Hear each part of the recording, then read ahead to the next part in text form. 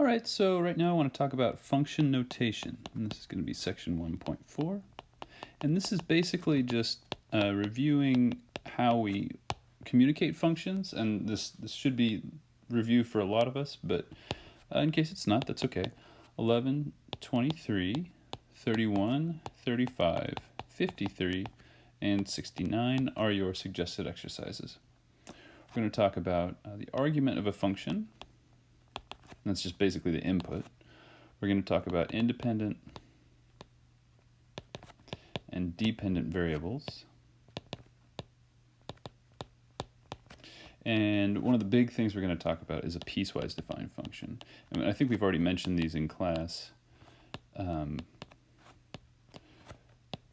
we'll go over those carefully today. And then I'm going to ask that you work through examples 2 through 4 in the book. So given a function, y equals f of x, we're going to say that x is called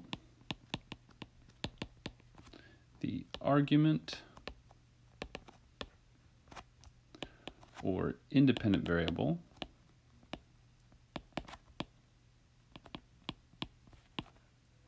and we can think of that as like the input, and y is going to be the dependent variable.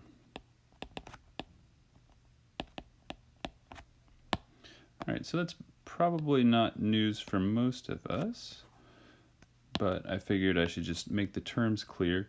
So the reason that I take the time to mention this is occasionally we're going to say, oh, you know, blah, blah, blah, but the argument of the function is this, or blah, blah, blah, but the dependent variable is that. So now what I want to do is I want to show you a piecewise defined function. So a piecewise defined function is exactly what it sounds like. It's a function that's defined piecewise. So piecewise defined function is a function with different, and I'll just say different formulas or expressions for different parts of its domain. And so this is something that we've probably seen before, but I want to just do a couple of quick examples. So a really quick example is if we let f of x equal the absolute value of x, this is the same as saying, well, x for x bigger than or equal to 0 minus x for x less than 0. And what does this look like? Well, when x is bigger than or equal to 0, it looks like the function f of x equals x.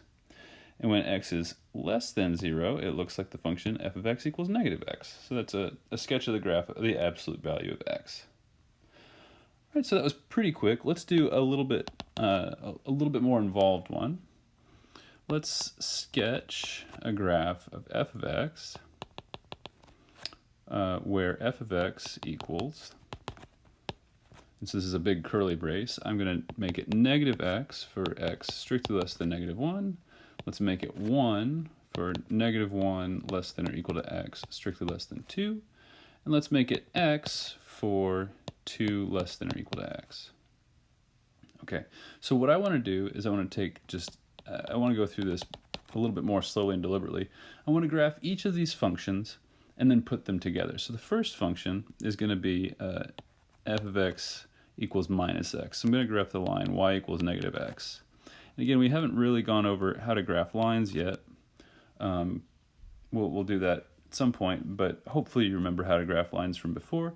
And if not, again, don't worry about it too much. Just know that this is what the graph of the line y equals x looks like. So that is this first part of the function. Now let's look at the next part of the function, and this is going to be when y equals 1. And y equals 1 means we just come up here and we get a horizontal line. And finally, we have the function y of y equals x, or f of x equals x, and it just looks like this. The output's the same as the input. So now what we need to do is take our function to sketch our graph, and we want to break up the domain. Actually, let me do this one a little bit more carefully. We want to make our domain line up with these different parts here. So I'm going to have one domain for x less than or equal to less than -1, another domain for x between -1 and +2. So I'm going to mark those off. Okay, now when x is less than -1, I look at what this graph does for x less than -1.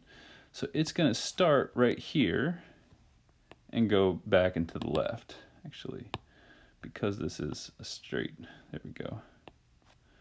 Let's do that. Now I've left the open circle there, but we are going to be filling that circle in here in a moment, because then the next part of so that's where we got less than -1, right? For the x values that are less than -1. Now what we need to do is look at the x values including -1, but not including +2, and that's just going to be the function horizontal line. So again, we're not including the value 2, but we've got this horizontal line at y equals 1, and that's going to end up filling this in, all right? Which is nice. Finally, we've got this little bit here, which is for x bigger than or equal to 2, we've got this function, or this shape, which means I start here, and then I'm going to go up and left like that. So the key thing to notice here is that these things don't touch. I mean, I guess in my picture they kind of touch because I drew them a little bit sloppily. But the point is, this function has like a jump in it, or what we'd call a discontinuity. So it's not going to be always a pretty connection. Like here, there was a pretty connection. The thing that was to the left lined up with the thing that was to the right, and they met at the same point, which was at -1, 1. But over here, they didn't. Okay, so that's just a quick example.